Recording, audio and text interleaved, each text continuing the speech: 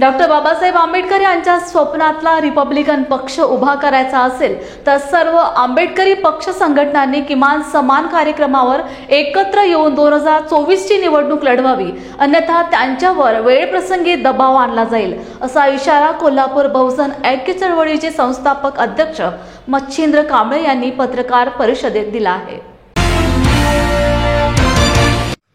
आंबेडकरी पक्ष संघटनांनी किमान समान कार्यक्रमावरती एकत्र येऊन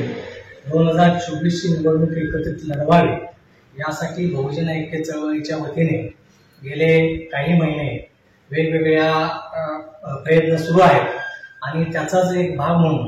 आंबेडकरी नेत्यांना प्रत्यक्ष भेटून त्यांच्याशी चर्चा करून ऐक्याचं महत्त्व पटवून किमान समान कार्यक्रमावरती त्यांनी एकत्र यावं आणि 2024 ची निवडणूक एकत्रित लढवावी यासाठी प्रयत्न केलेले आहेत। त्यामध्ये केंद्रीय मंत्री रामदासजी आठवले, त्यानंतर ॲडव्होकेट सुरेश माने सर,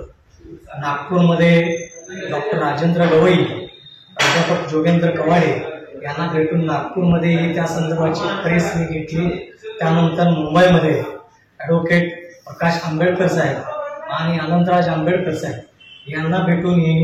किमान समान कार्यक्रमावरती एकत्र या असे आवाहन करून त्यांना मी निवेदन दिलेले आहे। पण एकूणच सगळी स्थिती पाहता कोण कुणाच्या झेंड्याखाली किंवा कुणाच्या नेतृत्वाखाली एकत्र यावं अशी थोडीशी संभ्रमावस्था दिसते आहे आणि म्हणून या विधानसभेपूर्वी आंबेडकरी पक्ष संघटनेच्या प्रमुख नेत्यांनी किमान समान कार्यक्रमावरती एकत्र यावं, अन्यथा